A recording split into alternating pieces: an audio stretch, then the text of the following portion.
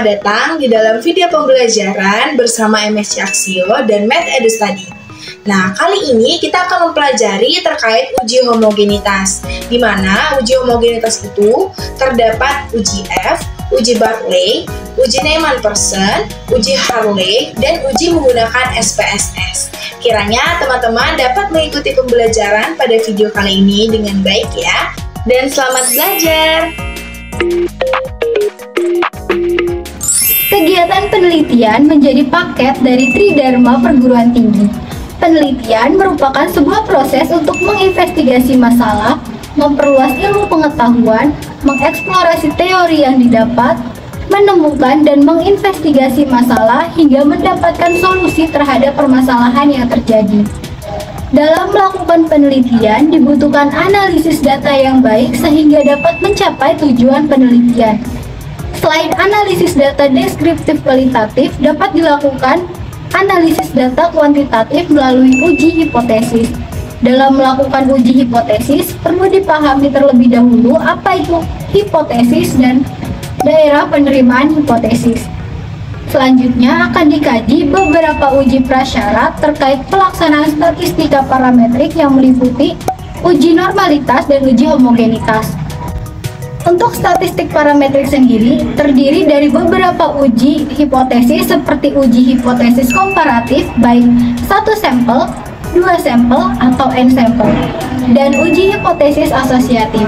Di sisi lain, statistik non-parametrik menjadi pilihan bagi peneliti dengan data berukuran kecil dan tidak mempertimbangkan kenormalan data.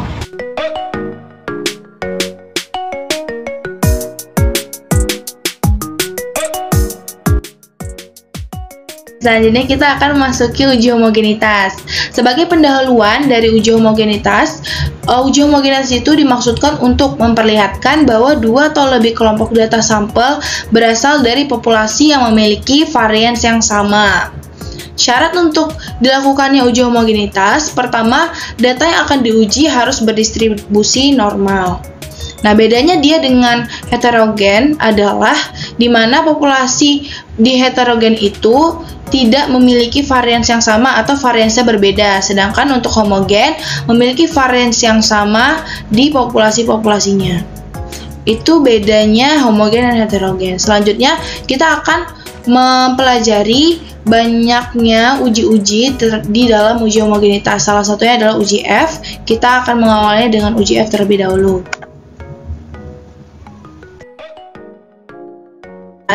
Dengan uji F. Uji homogenitas dari dua kelompok data bisa menggunakan uji Fisher atau uji F. Langkah-langkah pada uji Fisher adalah didefinisikan oleh Putri Aji tahun 2012 bahwa yang pertama, langkah-langkah pertama yaitu kita menentukan hipotesis terlebih dahulu. Untuk hipotesis yang pertama itu didefinisikan H0 di mana ini varians. Ya, varians 1 sama dengan varians 2. Sehingga di sini pernyataan atau kalimat dari H0 itu adalah sampel berasal dari populasi yang homogen. Hipotesis yang kedua yaitu didefinisikan sebagai varians tidak sama dengan varians kedua. Varians pertama tidak sama dengan varians kedua, yang artinya sampel tidak berasal dari populasi yang homogen. Setelah kita menentukan hipotesis, langkah kedua yaitu kita menentukan taraf signifikan yang dilambangkan dengan alfa. Next, langkah yang ketiga yaitu kita menentukan kriteria pengujian. Di dalam pengujian Fisher itu ada dua cara. Cara 1 dan cara 2. Nanti di dalam contoh kita coba mengimplementasikannya. Untuk cara yang pertama, itu kita menerima H0, di mana H0 tadi homogen ya. Untuk terima H0 jika F1 dikurangi 1/2 alfa dikalikan N1 kurang 1 dan N2 kurang 1. Nah, untuk yang alfa ini ingat itu taraf signifikan. Untuk yang N1 atau N2, ini N1 itu banyaknya sampel di kelompok 1, N2 itu banyaknya sampel di kelompok 2. Terus FH1 ini F hitung, ini F tabel, ini F tabel, ini F hitung. Cara yang kedua, H0 itu diterima jika F hitung itu lebih kecil sama dengan dari F tabel. Selanjutnya ketika kita sudah menentukan kriteria pengujian, Dan yang keempat itu adalah melakukan F-hitung. Statistik hitung itu berdasarkan data penelitian sampel yang diambil jika sampel dari populasi pertama dilambangkan dengan N1, ini N1 dengan varians S1, dan sampel dari populasi kedua berukuran N1 yang dilambangkan N1 dengan variansi S2. Maka rumus yang digunakan untuk uji F itu ada dua. Cara yang pertama yaitu F hitung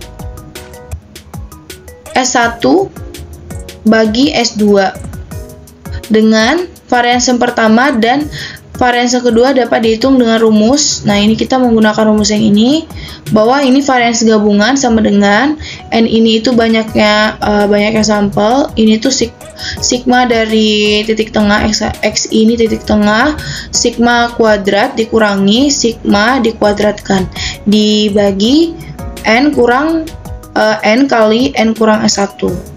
Terus yang cara kedua yaitu F hitung, di mana F hitung ini adalah varians terbesar dibagi varians terkecil. Jadi menggunakan cara satu bisa, cara dua bisa untuk melakukan F hitung. Selanjutnya itu adalah membuat simpulan berdasarkan F hitung dan F tabel. Ketika kita sudah mendapatkan nilai dari F tabel dan mendapatkan nilai dari F hitung, kita membuat simpulan berdasarkan hasil keduanya. Kita memasuki contoh yang pertama di dalam uji F. Untuk mengetahui pengaruh pemberian bahan peredam suara suatu kompartemen kendaraan dengan dua jenis bahan yang berbeda, A dan B, nih, kita garis bawahi ada kelompok A dan kelompok B.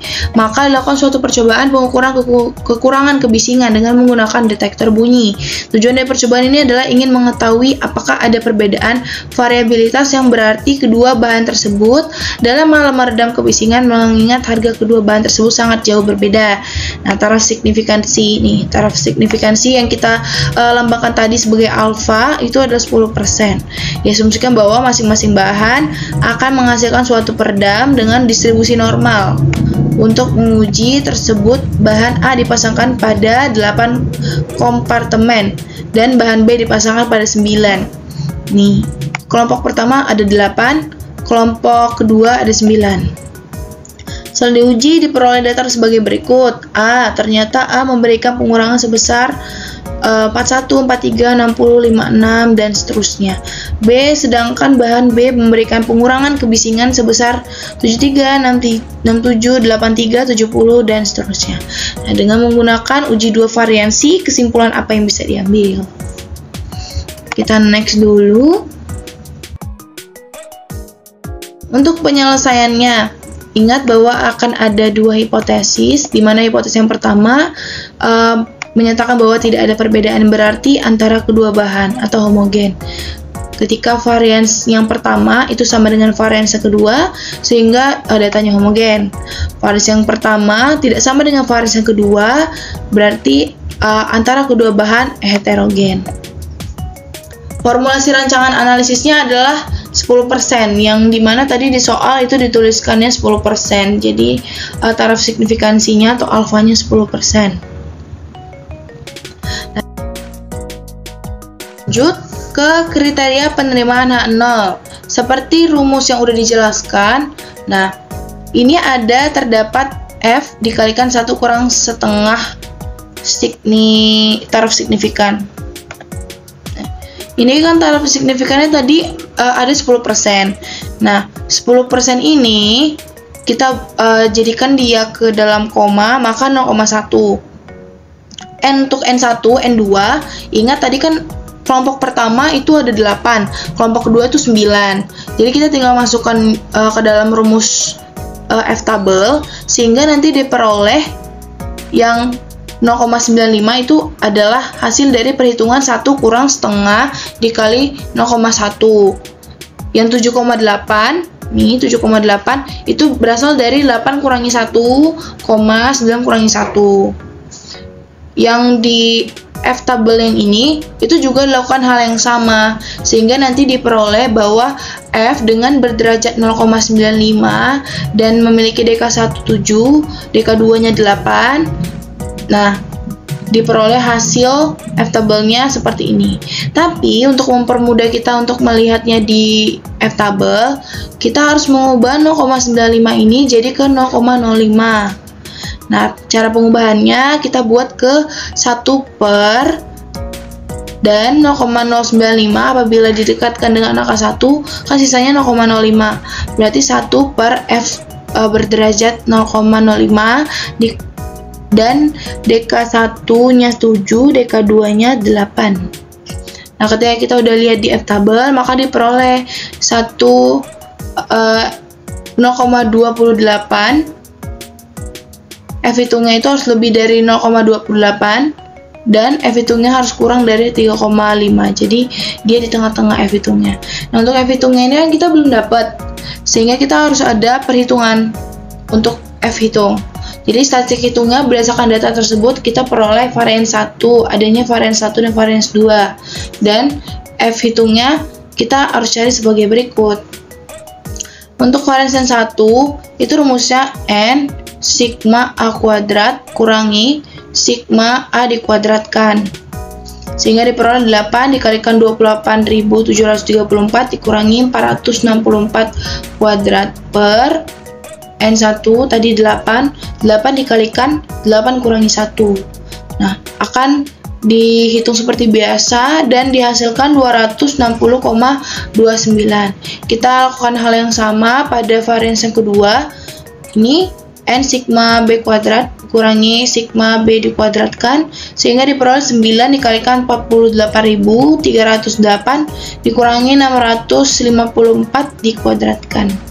Nah, yang 9 ini banyaknya N ya tadi. Berarti 9 dikalikan 9 kurangi 1 diperolehlah hasilnya 98. Nah, ini ingat yang F itu sama dengan varians terbesar dibagi varians yang terkecil. Varians terbesar kan 260 lebih besar daripada 98. Berarti 260,29 dibagikan 98, hasilnya 2,66. Dapatlah F hitungnya 2,66. Kita masukkan ke dalam sini. Nah, ini kriteria penerimaan H0 tadi, kriterianya apa? F hitungnya itu harus berada di tengah-tengah 0,28 dan 3,50. Dia nggak boleh lebih dari 3,5, nggak boleh kurang dari 0,28. Sehingga 2,66 berada di garis ini, interval dari 0,28 dan 3,50. Maka H0-nya itu diterima. Dimana tadi kriteria H0 diterima itu, maka artinya adalah kedua varians populasi sama atau tidak ada perbedaan, atau yang kita sebut homogen.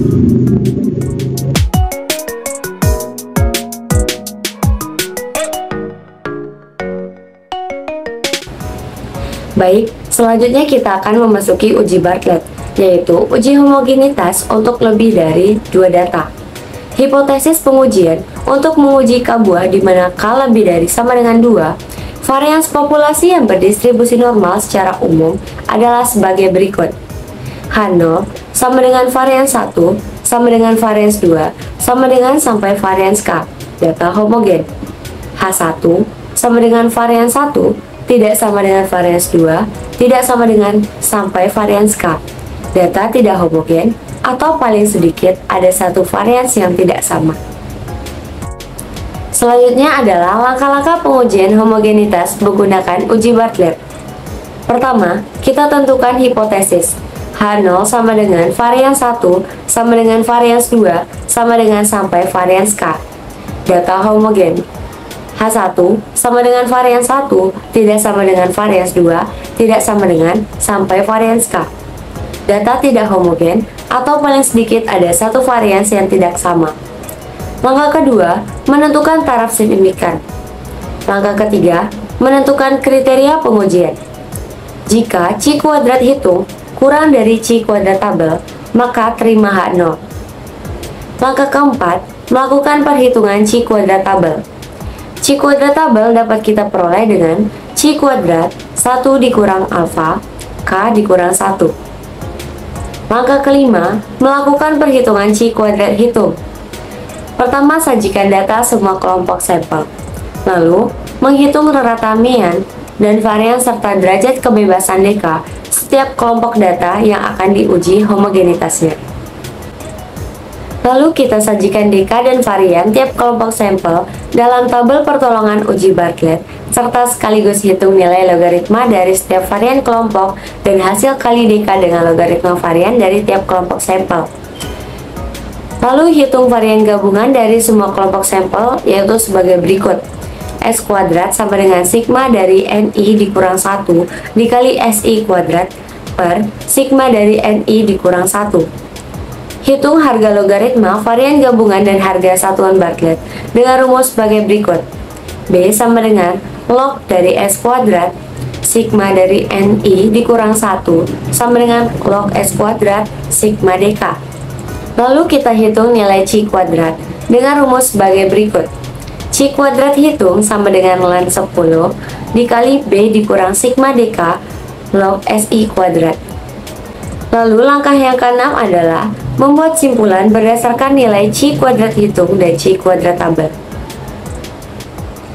Untuk lebih memahami materi uji Bartlett, mari kita simak contoh berikut ini.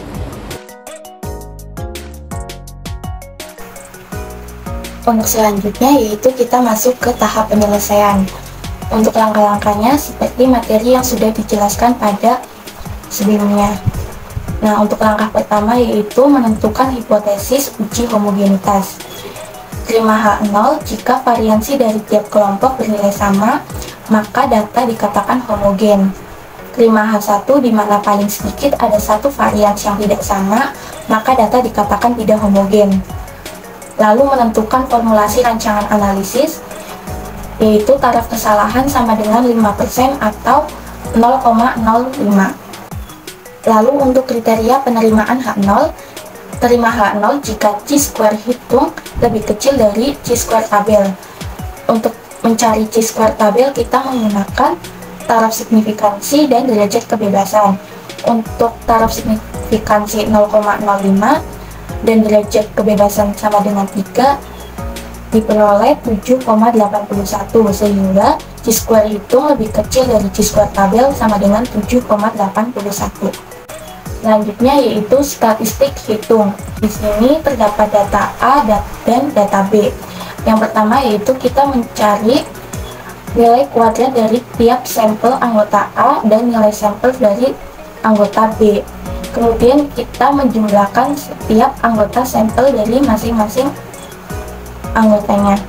Untuk sampel A, sigma dari A sama dengan 82, sigma dari X A kuadrat sama dengan 1462, sigma dari B sama dengan 80, dan sigma X B kuadrat sama dengan 1366.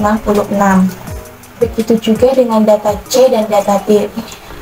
Yang pertama kita akan mengkuadratkan tiap anggota sampel dari data C dan tiap anggota sampel dari data D. Kemudian kita menjumlahkan tiap anggota sampelnya. Untuk sigma C sama dengan 58, sigma XC kuadrat sama dengan 948, sigma D sama dengan 60, dan sigma XD kuadrat sama dengan 962. Dari data A, B, C, dan D, yang selanjutnya kita adalah mencari nilai rata-rata. Untuk nilai rata-rata dari kelompok A sama dengan 16,4, kelompok B sama dengan 16, kelompok C sama dengan 14,5, dan kelompok D sama dengan 15.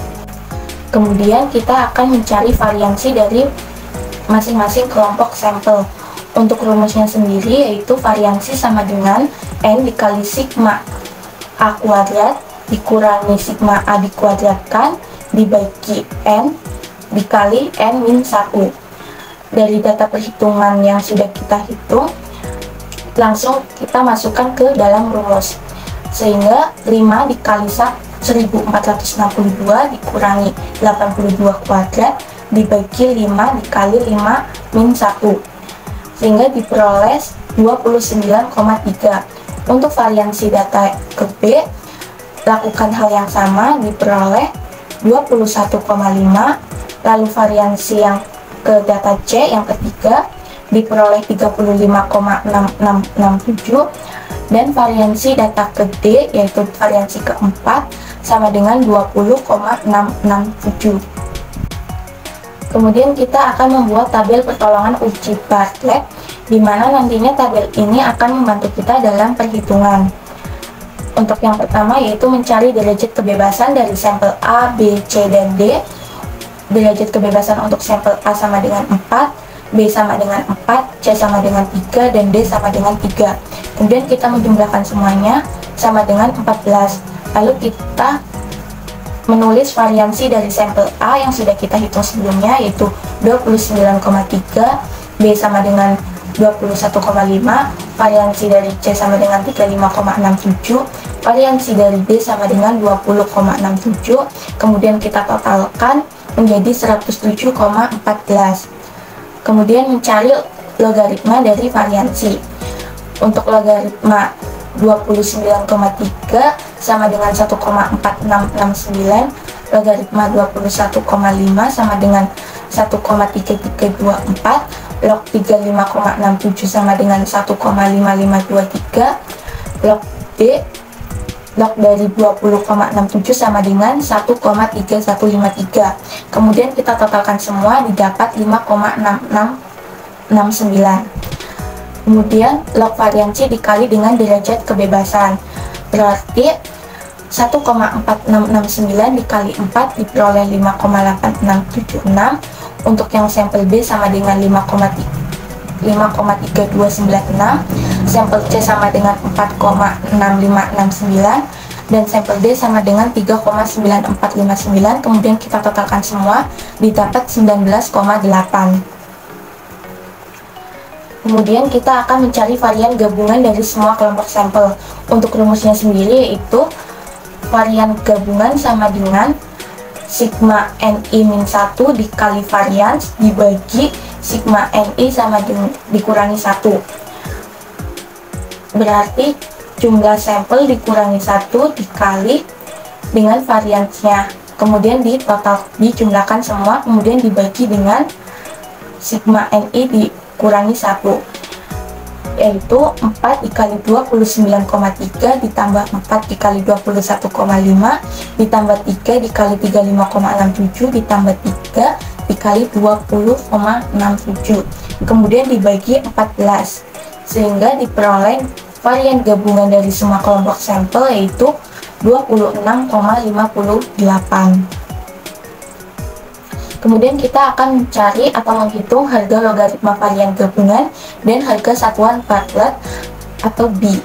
Untuk rumusnya sendiri yaitu log varians dikali sigma NI-1 ekuivalen dengan logaritma varians sigma derajat kebebasan, sama dengan log dari varian gabungan yaitu 26,58 dikali 14 diperoleh 19,948.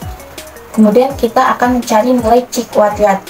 Untuk rumusnya sendiri yaitu ln 10 dikali B min sigma derajat kebebasan dikali log varians, sama dengan 2,30 dikali 19,95 dikurangi 19,8, sama dengan 2,30 dikali 0,15 sama dengan 0,345. Karena chi-square hitungnya lebih kecil dari chi-square tabel, maka H0 diterima. Karena H0 diterima, maka data tersebut homogen. Jadi varians pertambahan berat kambing pada makanan A, makanan B, makanan C, dan makanan D itu adalah sama.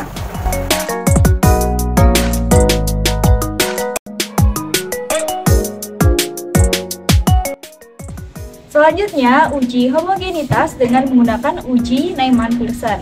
Uji homogenitas dengan menggunakan uji Neyman-Pearson digunakan untuk lebih dari dua data dengan membandingkan antara rata geometrik dengan rata hitung varians.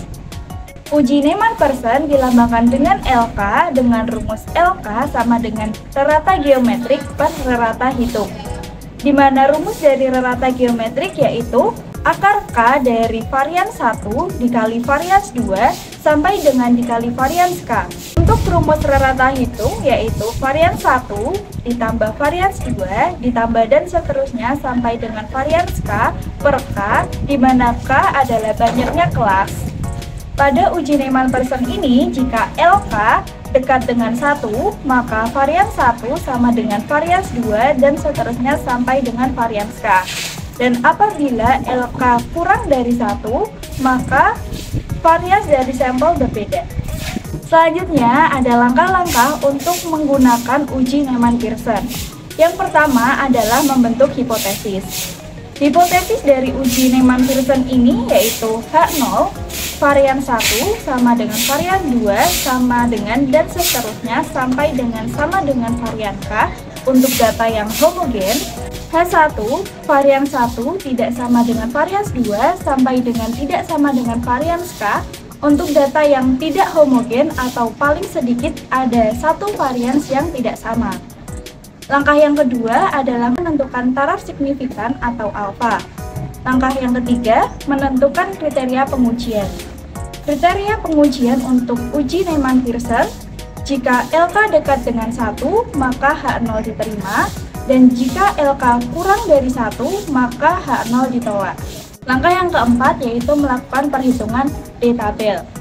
Langkah yang selanjutnya melakukan perhitungan L-hitung. Untuk melakukan perhitungan L-hitung dilakukan beberapa tahap. Yang pertama yaitu melakukan perhitungan varian I untuk masing-masing kelompok.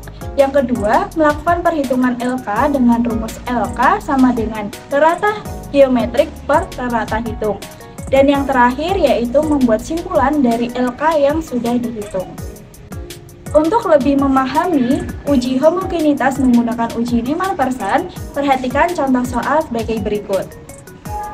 Dalam menghindari bahaya bahan kimia yang diserap oleh ikan-ikan spesies tertentu, maka dilakukan pengetesan, di mana sampel dari penangkapan 3 jenis ikan, lakukan pengujian apakah varian zat kimia yang terkandung dalam ikan sama.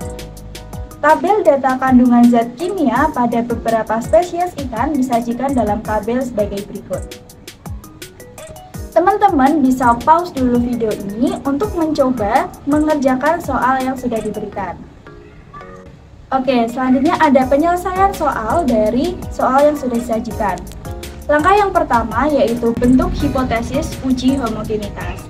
Hipotesis yang digunakan yaitu H0 varian 1 sama dengan varian 2 sama dengan varian 3 untuk data yang homogen. H1 sama dengan varian 1 tidak sama dengan varian 2 tidak sama dengan varian 3 untuk data yang tidak homogen atau paling sedikit ada satu varian yang tidak sama. Langkah yang kedua yaitu formulasi rancangan analisis. Pada soal ini menggunakan taraf kesalahan 5%. Langkah yang ketiga yaitu menentukan kriteria penerimaan H0. Pada uji Neyman-Pearson, kriteria penerimaan H0 terima H0 jika LK dekat dengan 1 dan tolak H0 jika LK kurang dari 1. Selanjutnya melakukan statistik hitung. Berdasarkan data tersebut diperoleh hasil perhitungan sebagai berikut. Tabel A diperoleh sigma A sama dengan 128,1 XA kuadrat merupakan hasil pengkuadratan dari nilai-nilai yang ada di A diperoleh sigma XA kuadrat sama dengan 2178,69. Untuk tabel B diperoleh sigma B sama dengan 207,5 dan sigma XB kuadrat sama dengan 4506,47 dan tabel C diperoleh sigma C sama dengan 205,7 dan sigma XC kuadrat sama dengan 4389,33. Dari tabel yang sudah dihitung sebelumnya diperoleh varians dengan rumus varians untuk varian 1 sama dengan N dikali sigma A kuadrat min sigma A dikuadratkan per NA dikali NA min 1 disubstitusikan dengan nilai yang sudah diperoleh yaitu 8 dikali 2178,69 dikurang 128,1 dikuadratkan per 8 dikali 8 min 1 diperoleh varian 1 sama dengan 18,21. Lakukan hal yang sama untuk varians 2 dan varians 3, sehingga diperoleh varians 2 sama dengan 22,31 dan varians 3 diperoleh 17,56.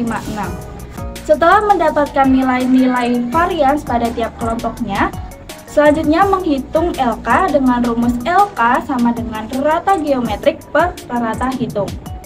Rata geometrik dengan rumus akar K dari varians 1 dikali varians 2 dikali varians 3 untuk rata hitung dengan rumus varians 1 ditambah varians 2 ditambah varians 3 per 3 dibagi 3 karena banyaknya kelompok adalah 3. Maka substitusi hasil sama dengan akar 3 dari 18,21 dikali 22,31 dikali 17,56 per 18,21 ditambah 22,31 ditambah 17,56 per 3 diperoleh hasil LK sama dengan 0,99435. Yang terakhir adalah membuat kesimpulan dari nilai LK yang sudah diperoleh. Oleh karena LK sama dengan 0,99435, nilai LK mendekati nilai 1, maka H0 diterima. Jadi, varian zat kimia yang terkandung dalam ikan sama.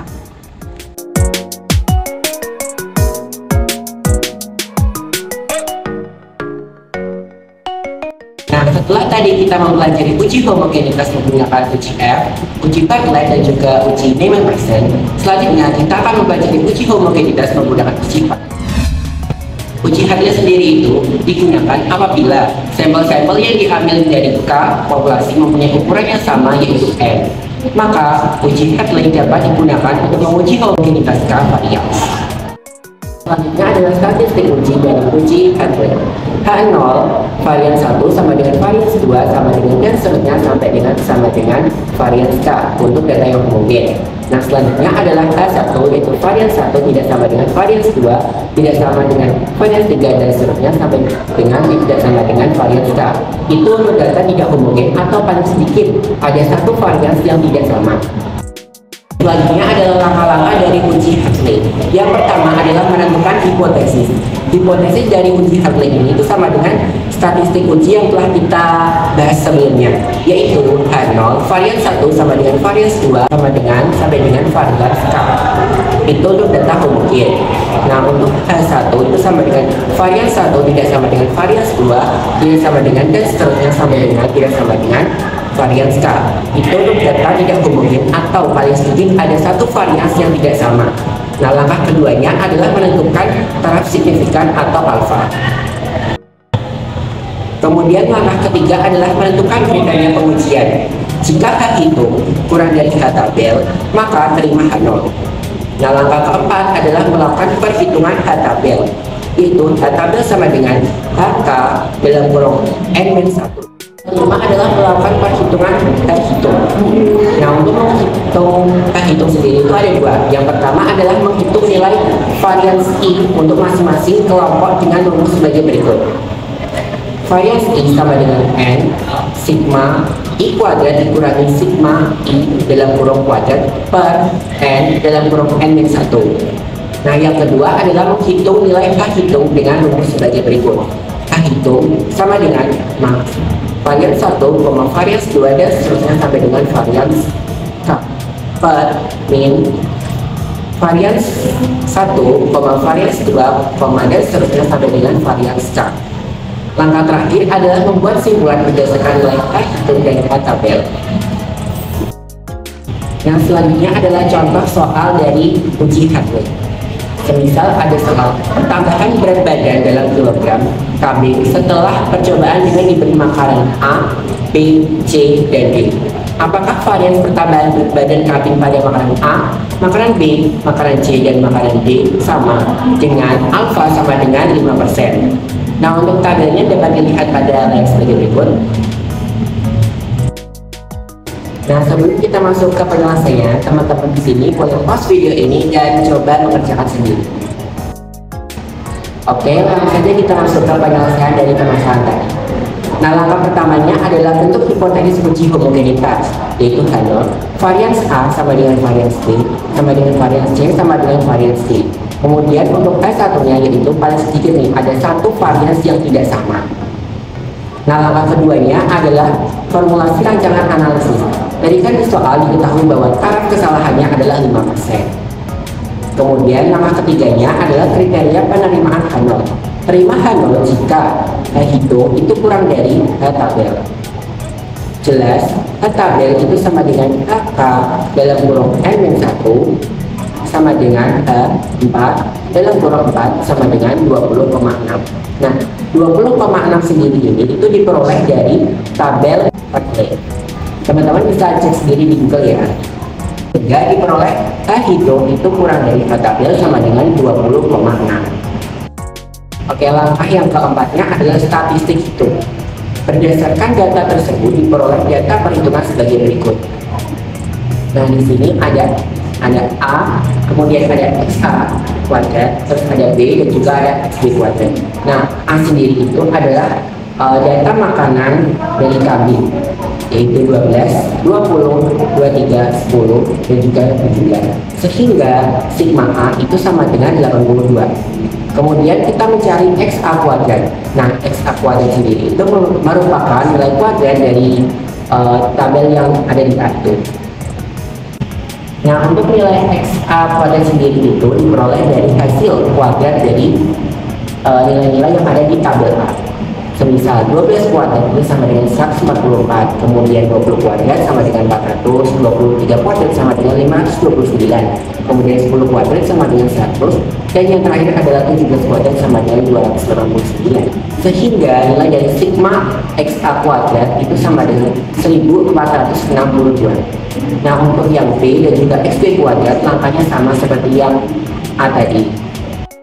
Nah, untuk yang C dan juga D dan juga XC kuadrat dan juga XD kuadrat itu untuk mencari sigmanya juga sama seperti tadi. Yang C sendiri itu merupakan data yang diketahui pada soal, dan juga yang XC kuadrat dan juga XD kuadrat sendiri itu merupakan hasil kuadrat dari data-data yang diketahui pada soal tadi. Kemudian kita cari nih, varians A itu sama dengan N sigma A kuadrat dikurangi sigma A dalam kurung kuadrat per NA dikali dalam kurung NA-1. Kemudian kita masukkan nilainya. Nilai X sendiri itu kan merupakan sampel dari data-data yang ada pada soal, yaitu 5. Kemudian sigma A kuadrat tadi kan udah kita cari, yaitu 1462.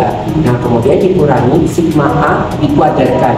Sigma A tadi kan 82, berarti sigma A kuadrat sama dengan 82 kuadrat per NA. NA tadi kan 5 dikali NA min 1, yaitu 5 min 1, sehingga menghasilkan 7.310 dikurangi 6.724 dibagi per 20 sama dengan 29,3. Nah, untuk mencari varians B, varians C, dan juga varians D itu rumusnya sama dengan yang A. Tinggal kita masukkan ke dalam rumus-rumus yang kita ketahui tadi. Nah, tadi kan kita sudah mencari varians dari tiap makanan kambing tadi. Nah, sehingga diperoleh perhitungan sebagai berikut.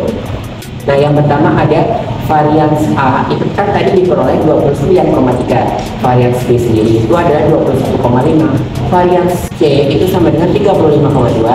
Dan yang terakhir adalah varians D sama dengan 17,3. Nah, selanjutnya nih kita hitung hitungnya, yaitu dengan rumus max varians A, varians B, varians C, varians D per min varians A, varians B, varians C, varians D. Nah, untuk maxnya sendiri itu merupakan nilai paling besar yang telah kita hitung tadi. Sedangkan minnya sendiri itu merupakan nilai terkecil dari varians yang kita peroleh tadi, yaitu untuk maxnya sendiri adalah 35,2 dan untuk minnya adalah 17,3. Sehingga nilai dari kita hitung itu sama dengan 35,2 per 17,3 diperoleh hasil 2,03. Oke, untuk langkah terakhir adalah kita mengambil simpulan dari hasil perhitungan H tabel dan juga H hitung. Oleh karena H hitung itu sama dengan 2,03 kurang dari H tabel sama dengan 20,6, maka H0 itu diterima. Jadi, varians pertambahan berat kambing pada makanan A Makanan B, makanan C, dan makanan D itu sama.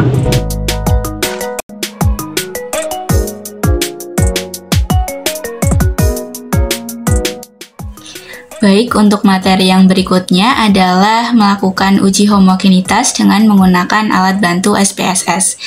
Untuk melakukan uji homogenitas dengan menggunakan alat bantu SPSS, biasanya dilakukan suatu uji yang disebut sebagai uji Leven. Uji Leven ini harus memenuhi suatu asumsi bahwa sampel dari populasi harus bersifat independen. Untuk lebih memahami mengenai uji homogenitas dengan menggunakan alat bantu SPSS, maka kita langsung saja menuju contoh kasusnya. Di sini menggunakan contoh kasus yang sebelumnya sudah digunakan pada pengujian dengan cara yang manual. Untuk datanya, ada data mengenai pertambahan berat badan kambing dalam kilogram setelah percobaan dengan menggunakan pemberian makanan yang berbeda. Ada makanan A, makanan B, makanan C, makanan D. Kemudian ditanyakan apakah varians pertambahan berat kambing dari masing-masing sampel makanan tersebut sama. Dan di sini taraf signifikan yang digunakan adalah sebesar 5% atau 0,05. Sebelum melakukan praktek perhitungan dengan menggunakan SPSS, maka kita akan terlebih dahulu menentukan hipotesis yang akan digunakan. Jadi di sini ada dua hipotesis, ada hipotesis 0 dan ada hipotesis 1. Untuk hipotesis 0-nya ialah sampel berasal dari populasi yang homogen. Kemudian untuk hipotesis 1 atau hipotesis alternatifnya, sampel tidak berasal dari populasi yang homogen. Kemudian untuk taraf signifikannya seperti pada soal tadi, sudah disebutkan bahwa taraf signifikan yang digunakan sebesar 5% atau 0,05. Kemudian statistik uji yang digunakan di sini adalah menggunakan nilai dari signifikan two-tailed. Kemudian untuk kriteria ujinya, jika nilai dari signifikan two-tailed-nya itu lebih dari 0,05, maka H0-nya diterima. Kemudian langkah yang berikutnya adalah melakukan perhitungan statistik uji dengan menggunakan alat bantu SPSS. Baik, untuk lebih jelasnya, kita buka terlebih dahulu SPSS-nya. Kita buka SPSS-nya, maka akan tampilan awal sebagai berikut. Ada dua tab di bawah, ada tab data view dan tab variable view. Kita bisa mengklik terlebih dahulu untuk tab variable view-nya. Di sini ada banyak kolom, ada name, type, weight, decimal, dan seterusnya. Kemudian kita bisa isikan pada kolom name. Yang pertama itu untuk pertambahan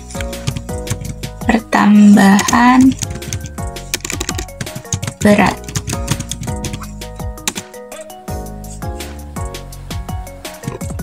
Kemudian untuk yang selanjutnya adalah makanan.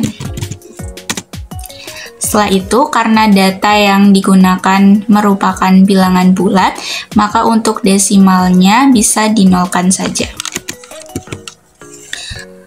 Untuk desimalnya dinolkan saja.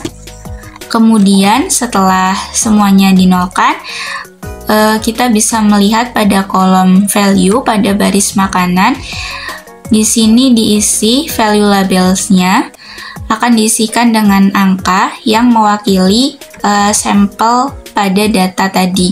Kenapa diberi value label? Karena agar SPSS-nya dapat melakukan perhitungan. Jika tidak, maka akan terjadi error. Kemudian untuk caranya, di sini untuk value-nya kita isikan dengan angka, misalkan angka 1, itu labelnya diberi nama sampelnya. Jadi untuk value 1 mewakili makanan A, kemudian diklik add. Kemudian untuk value 2 mewakili sampel yang kedua, yaitu makanan B. Kemudian klik add. Untuk value yang ketiga mewakili makanan C. Kemudian untuk value yang keempat itu mewakili makanan D. Baik, setelah semuanya diisi dengan value, maka klik OK.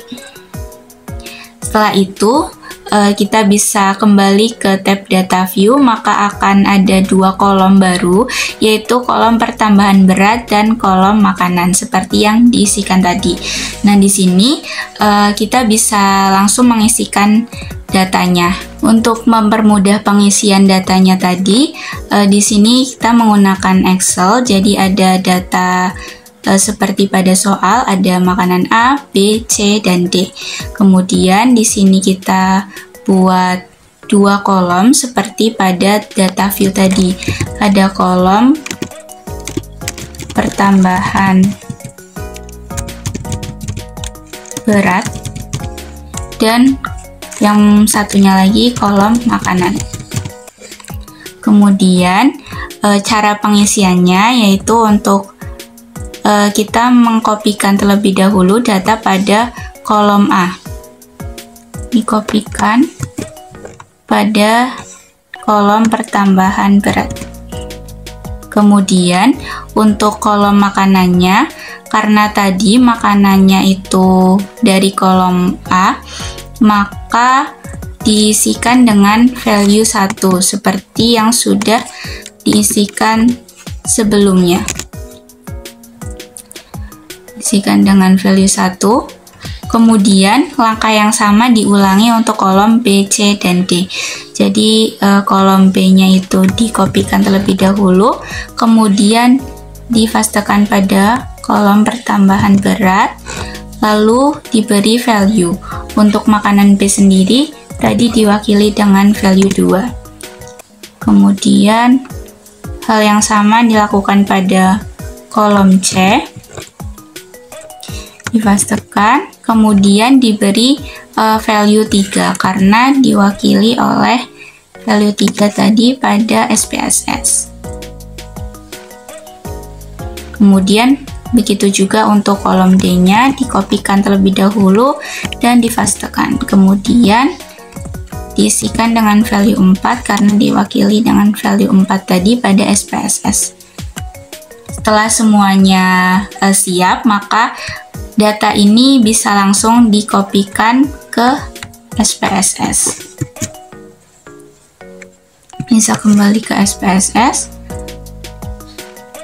Kemudian di sini dipastekan. Nah, semuanya sudah, semua datanya sudah masuk di SPSS, maka kita akan melakukan perhitungan uji homogenitas dengan cara klik tab Analyze pada bagian atas, kemudian pilih Descriptive Statistic, kemudian setelah itu pilih Explore, lalu masukkan variabel pertambahan berat pada kolom Dependent List dan variabel makanan pada kolom Factor List. Kemudian klik Plots. Setelah itu pada bagian Spread versus Level with Leaven Test, diklik pada bagian yang Untransformed. Kemudian kita bisa klik Continue, lalu klik OK. Setelah itu akan muncul beberapa tabel seperti Case Processing Summary, Descriptive. Kemudian di sini ada tabel yang berfungsi sebagai tabel yang kita gunakan untuk melihat apakah sampelnya berasal dari populasi yang homogen atau tidak. Jadi di sini ada tabel yang dinamakan Test of Homogeneity of Variance. Nah, seperti kriteria uji tadi, kita bisa langsung melihat pada kolom signifikannya. Di sini yang pada baris based on mean. Di sini terlihat bahwa signifikannya itu nilainya adalah 0,945, yang artinya lebih dari 0,05 atau taraf signifikan yang tadi sudah ada pada soal. Jadi dapat disimpulkan bahwa nilai dari signifikan totalnya sebesar 0,945 ini lebih besar dari nilai signifikan yang dipilih, yaitu 0,05. Maka kesimpulannya adalah H0-nya diterima, yang artinya sampel berasal dari populasi yang homogen. Baik, cukup sekian untuk pembahasan mengenai uji homogenitas dengan menggunakan alat bantu SPSS.